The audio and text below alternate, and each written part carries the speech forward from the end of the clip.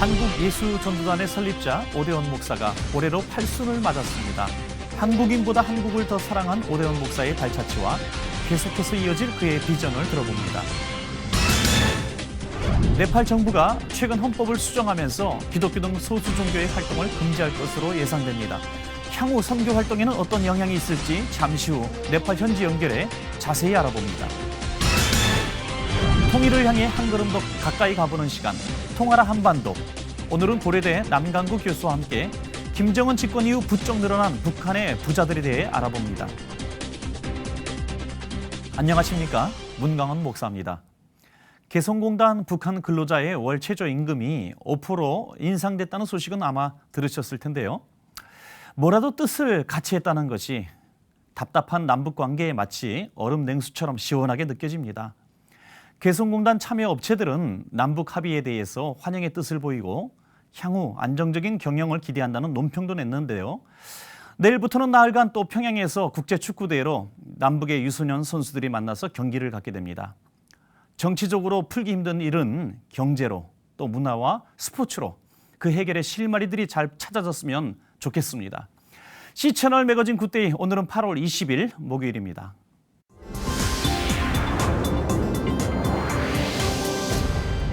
첫 순서로 국내 뉴스부터 정리해드립니다.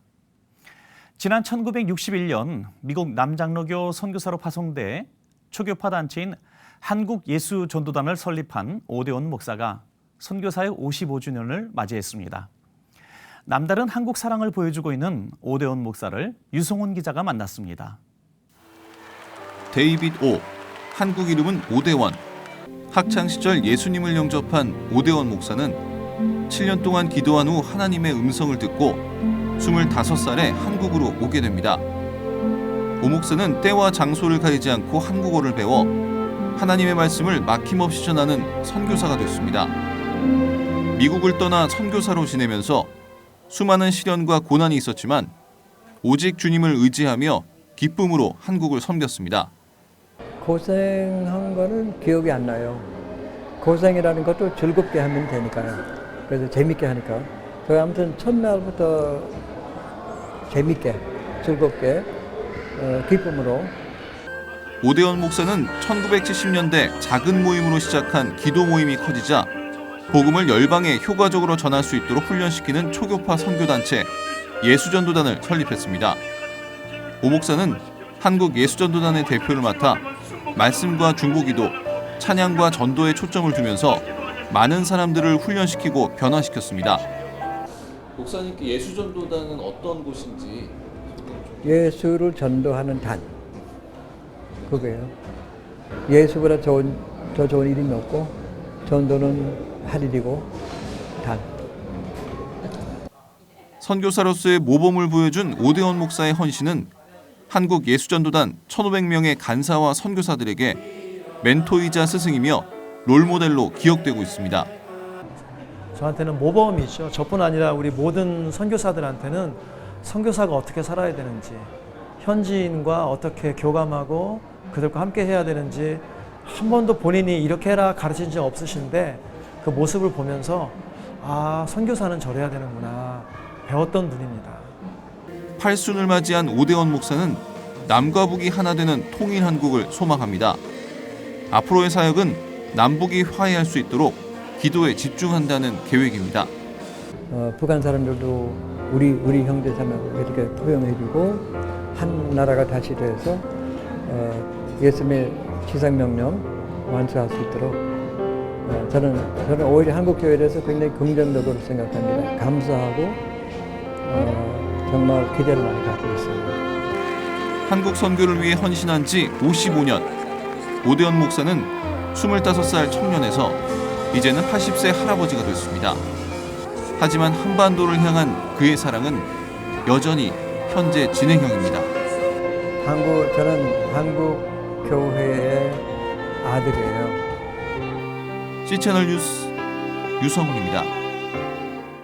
올해로 창립 3기를 맞은 세계 한인 기독교 총연합회가 새롭게 사무실을 개소하고 앞으로의 비전을 전했습니다.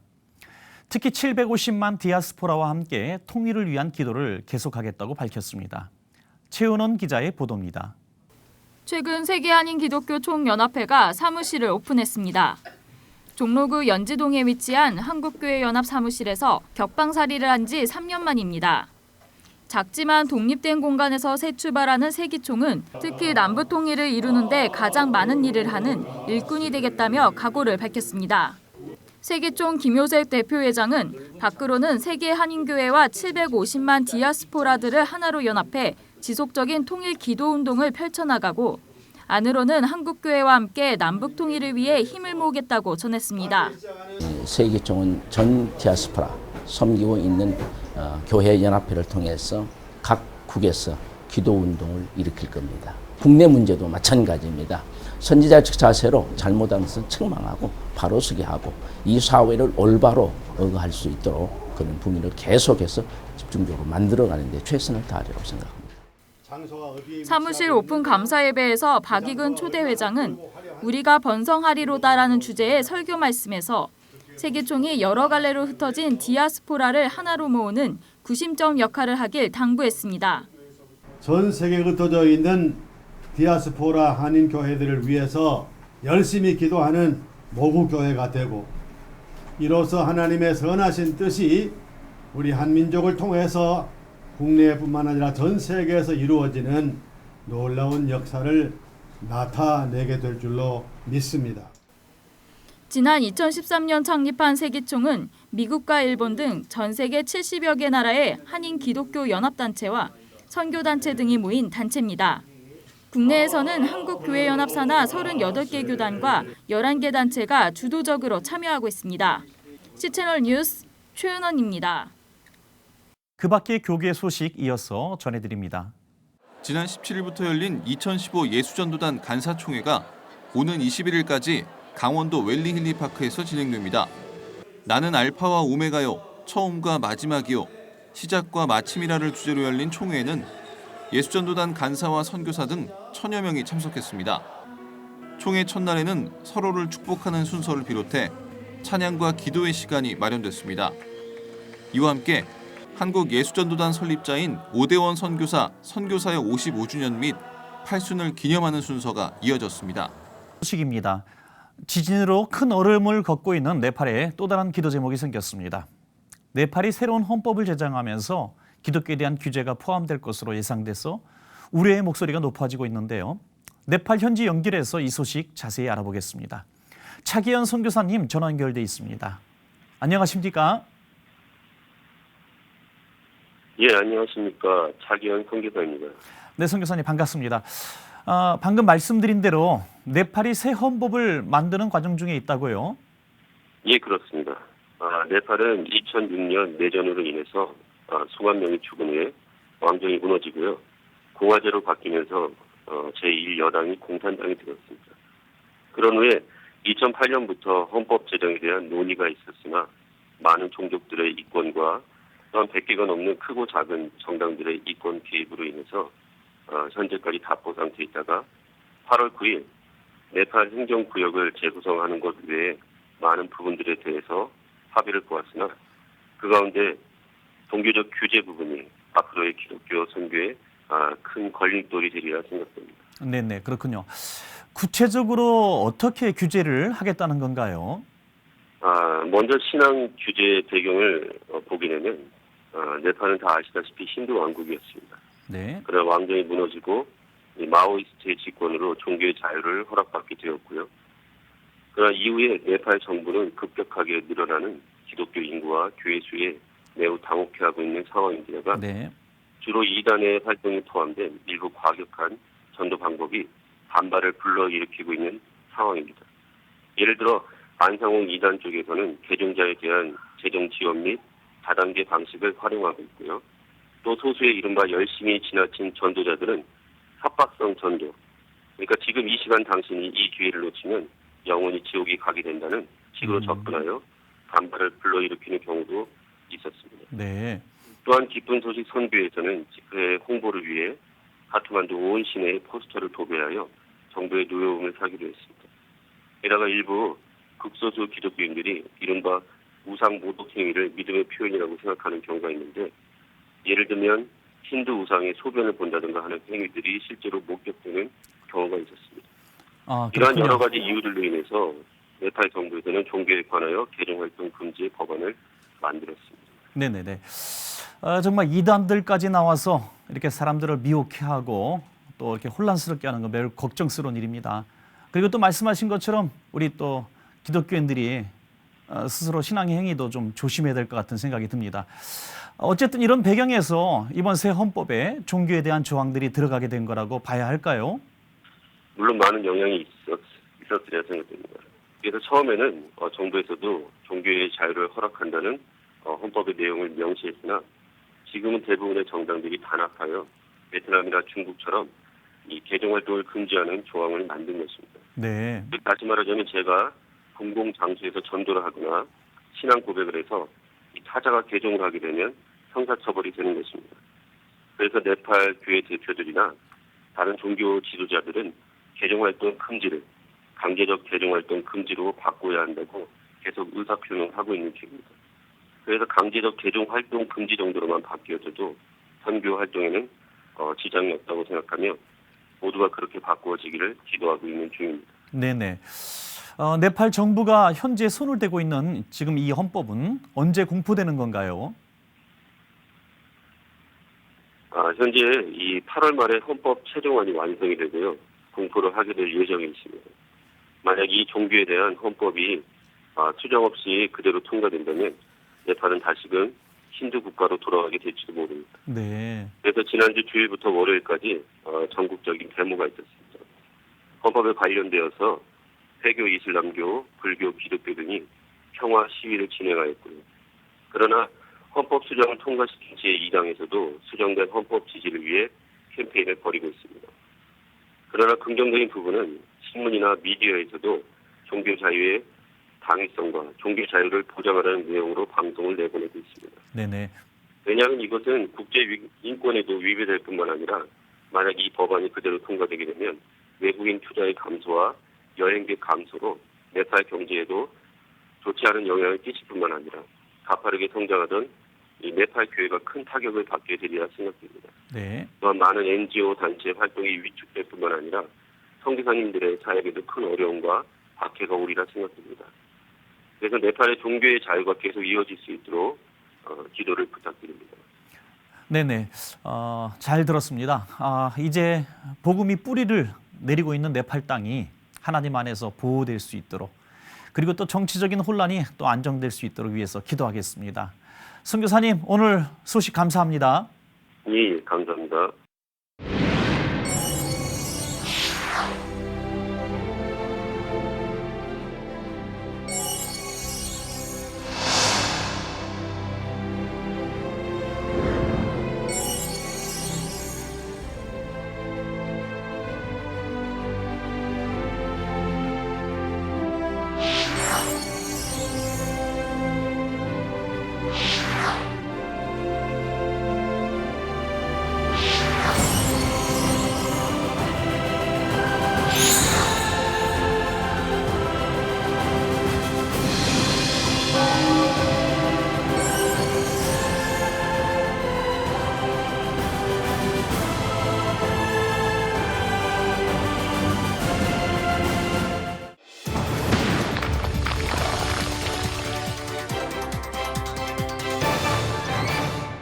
매주 이 시간 통하라 한반도는 최근 북한 관련 이슈들을 통해서 북한을 한 걸음 더 가까이에서 만나보는 시간입니다.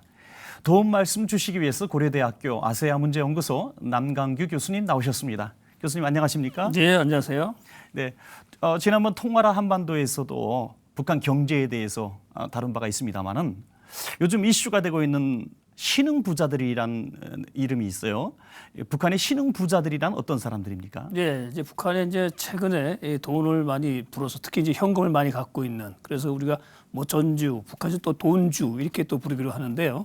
이 북한의 이제 신흥 부자들이죠. 이 부자들은 주로 이제 북중 간의 그 밀무역을 통해 가지고 부를 축적한 사람들 그리고 또 이제 북한의 그 장마당, 지금 북한의 장마당이 한 400여 개 이르는 곳으로 추산되고 있는데요. 네. 그 장마당을 통해서 이게 현금을 번 사람들, 이 사람들이 이제 이 새로 신흥 부자층이고 또 이제 이런 사람들을 대상으로 해가지고 결탁되어진 당 고위 간부들, 또 하나 뭐 인민보안상과 같은 그 감시기구들이 이런 시장 상인들과 결탁, 밀무역자들과 결탁해가지고 거기서 뇌물을 받음으로써 또 부를 축적한 그런 당 간부나 이제 고위 간부들 이런 사람들을 이제 통칭해가지고 북한에서는 이제 새로운 신흥 부자다, 특히 현금을 많이 갖고 있다.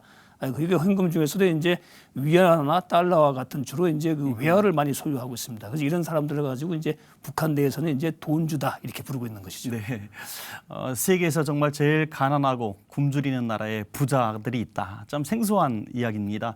그렇다면은 북한에서 신흥 부자라고 불리우는 그 사람들의 재력 수준이 어느 정도일까요? 그건 이제 사실 정확하게 알기는 불가능한데, 그러나 이제 여러 가지 이제 어떤 그런 추정이나 이런 걸 봤을 때 한 현금 한 5만 달러를 갖고 있는 사람이 지금 한 5만 명 정도로 추산되고 네. 있습니다. 근데 5만 달러면은 우리로 봐서는 뭐 그렇게 또 많으면 많고 적으면 적을 사는데 북한의 경제력을 비교하게 되면 엄청난 것이죠. 이 북한의 이제 1인당 소득은 사실 우리의 한 뭐 20분의 1밖에 안 되고, 전체 경제 규모를 보더라도 북한 전체의 경제 규모가 우리나라 한 인천 정도밖에 안 되거든요. 뭐 그런 상황 속에서 5만 달러라고 하면은 적어도 한 20배를 곱해야 되지 않겠는가. 그렇죠. 100만 달러 정도 갖고 있다라고 봐야 되겠죠. 뭐 그런 사람들이 한 25만 명 정도로 지금 추산되고 있는데요. 이런 사람들은 대부분 다 이제 그 평양에 좀 이렇게 거주를 하고 있습니다. 그래서 주로 이제 평양에 거주하면서 아까 제가 말씀드린 처럼 시장이나 또 국경에서 살면서도 그런 무역을 통해서 형성된 사람들, 당 간부들 이런 사람들이 이제 현금을 많이 갖고 있고, 최근에는 이제 그런 또 현금 유통이 다양하게 좀 흘러가가지고 최근에 북한 내에서 특히 평양에서는 고급 아파트를 구입하는 것이 새로운 부의 어떤 중식사로 나타나고 있는데요. 그렇군요. 그러다 보니까 뭐 한 20만 달러 정도의 아주 고가의 아파트도 지금 현금에 거래되고 있는 그런 실정입니다. 정말 대단하네요. 예. 특별히 김정은 체제 이후로 이런 사람들이 늘어났다고 하는 얘기가 있는데, 특별히 엘리트들, 북한의 엘리트들, 그렇죠. 사치를 즐기는 엘리트가 100만 명이 넘는다. 예. 정말 믿어지지가 않습니다. 이게 이제 평양이 한 250만에서 우리가 300만 정도 추산하고 있는데, 뭐 그 안에 대부분 다 평양에 거주하는 사람들이죠. 그래서 평양에서도 특히 그 광복동, 창전동 여기는 이제 북한의 아주 중심 지역인데요. 여기가 이제 김정은 시대에 들어와가지고 새로 이제 건물 또 짓고 이렇게 해가지고 이제 뭐 새로운 건물들이 많이 들어서고 있습니다. 또 최근에는 이제 그 외국의 어떤 그런 그 기업들, 특히 이제 고급 물품을 파는 장소를 또 이제 우리가 하는 이제 뭐 예를 들어서 햄버거 같은 가게들, 또 이제 프랑스의 어떤 그런 고급 와인도 팔고 이런 어떤 음식점들이 이제 밀집해 있거든요. 여기에 이제 주로 거주하는 주민들이 상당히 그 비싼 가격에 그 생활을 하고 있죠. 이런 사람들이 이제 뭐 사우나, 또 뭐 뷰티 살롱, 또 이제 불고기 같은 경우도 불고기도 상당히 좀 비쌉니다. 불고기도 지금 우리 돈으로 따지게 되면 한 4만 원 정도, 한 4만 원 정도 현금. 그러니까 우리 남북의 어떤 물가나 경제력을 수준을 놓고 보게 되면 북한에서 불고기 1인분이 4만 원 가까이 된다는 것은 상당히 비싼 것이죠. 뭐 그런 걸 먹고 또 이제 그런 뭐 사우나나 이런 걸 이용하면서 아주 그 고급스러운 생활을 하고 있기 때문에, 그런 그 평양의 일부 그 부유층들의 생활은 뭐 서구의 또 우리의 어떤 그 부유층보다도 아주 더 고급스러운 그런 생활을 하고 있다, 이렇게 볼 수가 있겠습니다. 네, 정말 듣고도 잘 믿겨지지 않는 그런 말씀인 것 같아요. 그런데 정말 북한 체제에서 부를 축적한다는 자체가 정말 이해가 안 되지 않습니까? 뭔가 뒤에서 봐주는 세력이 있다든지 무슨 특별한 방법이 있는 것 같아요. 그렇죠. 네. 그래서 우선 이제 그 밀무역을 하게 되면 당연히 그 국경 수비대나 또 그런 그 보위부나 아니면 인민성, 우리로 치면 이제 경찰이죠. 이쪽 조직의 어떤 간부들과 결탁하지 않을 수가 없는 것이죠. 또 하나 이제 군에서도 아주 군 인사들 또 경제를 관리하거든요. 군도 이제 그 외화를 관리하는 부서와 결합해가지고 이런 부를 축적하는 부분들이 많은데, 당연히 이제 그 주요 핵심 권력과 이제 결탁되지 않을 수가 없는 것이죠. 그래서 이제 무역을 하는 사람들, 또 장마당 시장에서 이제 물건을 파는 사람들, 이런 사람들이 이제 그 물건 파는 걸 허용하는 대가로 그 감시 공안기구에 이제 당연히 뇌물을 갖다 주고, 그래서 하급 당 간부들 또 그 보위부나 보안상과 같은 감시해야 될 그런 사람들이 이제 돈을 받아가지고 또 중간 간부들한테 상납을 하고, 또 그 중간 간부들은 이제 당 고위 간부에게 또 상납을 하기 때문에 이런 일종의 그 뇌물의 연쇄고리가 되어 있는 것이죠. 그래서 보게 되면 이제 현재 북한에서 이제 당 최고위 간부일 수도 돈이 더 많고, 중간 간부, 하부 간부로 갈수도 이제 또 돈의 축적이 많고, 끝나 이제 당 간부가 아닌 사람들은 주로 이제 시장에서 장마당에서 장사를 해가지고 아니면 또 무역을 해가지고 밀무역이죠 이때는. 그리고 또 최근에는 이제 그런 현금을 갖고 있는 사람들이 북한 주민들을 대상으로 해가지고 일종의 고리대금호, 일종의 그 사금융이죠. 이런 걸 통해 가지고 반 50 내지 60%의 어떤 고리를 통해 가지고 또 이렇게 돈을 축적하는 그런 부분이 있기 때문에 그래서 지금 뭐 전체적으로 북한 사회 그런 일부 부유층 인사들은 이와 같이 이권과 또 권력이 서로 결탁되어져 가지고 형성되어 있는 그런 부의 모습을 보여주고 있다. 그래서 전체적으로 지금 북한 사회의 어떤 그런 부정부패가 상당히 그 심각한 상황이다 이렇게 볼 수가 있습니다. 네네. 정말 북한 사회는 여전히 기아와 또 정말 굶주림이 허덕이고 있는데 이 뇌물이 있다든지 또 어떤 뭐 사치스러운 물품들이 들어온다든지 그 사치 생활을 즐긴다든지 이런 내용들을 보면은 어떻게 또 한 방향으로 보면은 이게 경제 활성화가 되었다. 뭐 이렇게도 보는 시각이 있지 않겠습니까? 그래서 이제 일부에서 이제 김정은 시대에 들어와가지고 북한 경제가 좀 좋아지지 않았느냐, 또 실제 좋아졌다, 뭐 이런 평가로 좀 나오고 있고요. 물론 이제 김정은 시대에 들어와가지고 뭐 6.28 조치라고 해가지고 일단 그 노동자나 농민들의 어떤 개인 소유를 조금 인정해주는 또 이제 농장에서도 이제 분조제라고 해가지고 한 5명 단위로 이렇게 그 농업을 지으면은 그 협동조합에 갖다 바치고 남는 거는 개인이 처분할 수 있도록 시범적으로 실시를 해가지고 조금 나아졌다는 그런 평가는 나오고 있습니다. 그러나 한편으로는 또 최근에 이제 그 북한을 탈출해서 지금 들어오고 있는 또 북한 이탈 주민들의 얘기를 들어보게 되면은 그 북한 경제가 좀 나아졌다는 것은 평양에만 한정되었다는 것이죠. 이제 평양에만 이제 뭐 김정은 시대 들어가가지고 새로운 건물 많이 짓고 뭐 또 아까 제가 말씀드린 것처럼 이제 그 외국의 어떤 상점들도 많이 갖다 놓고 또 이제 평양에서는 최근에는 뭐 어떤 그런 우리가 사는 인터넷 웹이죠. 물론 내부망이지만 뭐 웹을 통해 가지고 서로 물품도 거래하는 것도 생겼다고 하는데요. 또 지난 4월 달에는 북한 당국이 이 카드를 일반 북한 주민들에게 이제 사용할 수 있도록 뭐 그런 또 허락을 했다고 하는데 근데 그런 현상들이 지금은 평양 내에서만 벌어지고 있고 평양을 벗어난 지역에서는 뭐 상당히 오히려 경제가 더 어려워졌다. 그래서 북한 내에 잘 사는 사람, 못 사는 사람들, 또 평양 시민과 또 평양을 벗어난 다른 그 북한 주민들 사이의 그 생활의 격차는 빈부의 격차는 더 지금 커지고 있기 때문에 북한 주민들의 오히려 그 불만 이런 것이 상당히 좀 높아지고 있다고 하거든요. 그렇기 때문에 뭐 예를 들어서 평양을 좀 벗어난 지역만 하더라도 농부의 뭐 한 달 임금이 한 $2 내외밖에 되지 않는 그러니까 뭐 상당히 정말 열악한 반면에 이제 평양에서는 그런 임금의 보통 노동자 임금이 한 90배를 주고 예를 들어서 뭐 우리로 치면 이제 가정부를 고용한다든가 이런 아주 극심한 부의 어떤 불평등 현상이 나타나고 있기 때문에 북한 경제가 조금 나아졌다라고 하는 얘기는 아마 평양시에 또 제한되어진 어떤 계층에만 해당되는 얘기인 것 같습니다. 아, 그렇군요. 보통 그 부자들이 있고 또 자유경제가 있는 나라는 그 경제력이 정치력을 넘지 않습니까? 근데 북한은 전혀 과거엔 그런 적이 없었는데 최근 이런 모습들을 보면은 돈주들, 경제력이 정치력의 힘에 능가하는 이런 모습들을 보여주고 있는데 어떻게 보십니까? 그렇습니다. 이제 북한에서 최근 인식이 많이 변해가지고 특히 이제 젊은 사람들은 과거에는 이제 뭐 대학을 진학한다거나 아니면 북한의 그 젊은이들 고등학생은 대부분 다 군에 가기 때문에 군에 갔다 와서 이제 뭐 또 대학을 간다거나 아니면 이제 당원이 된다거나 이런 것이 일종의 그 출세의 지름길이었는데 최근에 이제 10대, 20대의 생각이 많이 바뀌어가지고 우리는 뭐 당 간부나 뭐 대학도 그렇다.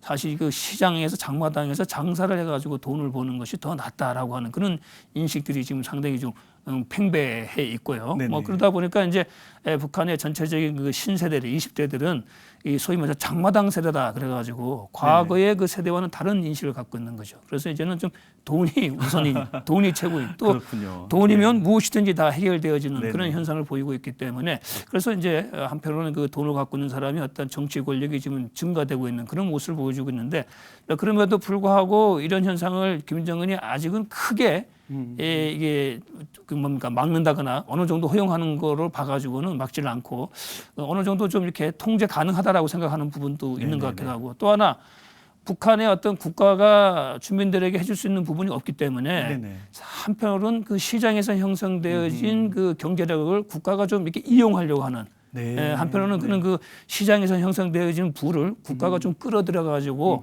그걸 좀 이통치에 이용하려고 하는 그런 부분이 있기 때문에 지금은 그 북한의 그 특히 이제 김정은 권력이 북한은 뭐 사회주의이기 때문에 모든 것이 국가 통제 아닙니까? 그것하고 장마당 혹은 밀무역을 통해서 형성되어진 그 시장 경제하고 약간은 좀 이렇게 결합되어져서 한편으로는 시장 경제에서 나오는 경제적 이익을 최고 지도층들이 이용하는 그런 모습을 보여주고 있는데 이 현상이 심각해지게 되면은 북한의 어떤 기본적인 경제 시스템이 붕괴되어질 수 있는 것이고요. 또 하나 이제 그런 그 경제적인 부정부패가 늘어나다 보면은 아무래도 이제 지도부 내에 이제 여러 가지 부정적인 부분이 많이 나타나고 있죠. 그래서 뭐 과연 김정은이 이걸 가지고 통제하면서 갈 수 있는가 하는 부분은 앞으로 좀 우리가 지켜봐야 되겠지만 지금은 오히려 그 김정은을 비롯해서 북한 지도부가 시장 경제 장마당에 나오는 이익에 얹혀가는 일단 좀 그런 모습을 좀 보여주고 있습니다. 좀 결탁된 모습을 보여주고 있네요. 정확합니다. 네. 하여튼 우리가 과거에 알고 있었던 북한의 모습과 지금의 북한의 모습은 너무 급변하는 것 같습니다. 오늘 이렇게 귀한 정보, 귀한 말씀 감사드립니다. 고맙습니다. 네.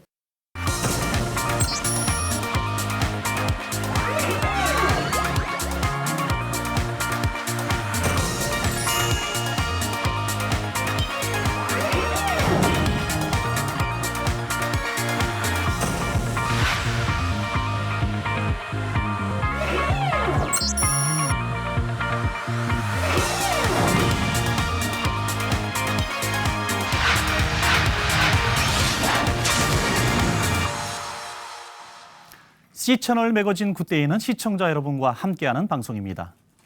좋은 의견 있으시면 아래 전화번호와 이메일로 연락 주시고요. 인터넷으로도 다시 보실 수 있으니까 꼭 확인해 보시기 바랍니다. 공무원이 음주운전 2번이면 해임되고 성희롱에 연루되면 파면되는 공무원 징계령 시행 규칙이 어제 공포됐습니다. 공직에 대한 국민들의 눈높이를 반영한 시대 정서라고 풀이되는데요. 비단 공직자뿐이겠습니까? 우리 스스로도 넘어질까 항상 조심하고 스스로를 점검했으면 참 좋겠습니다.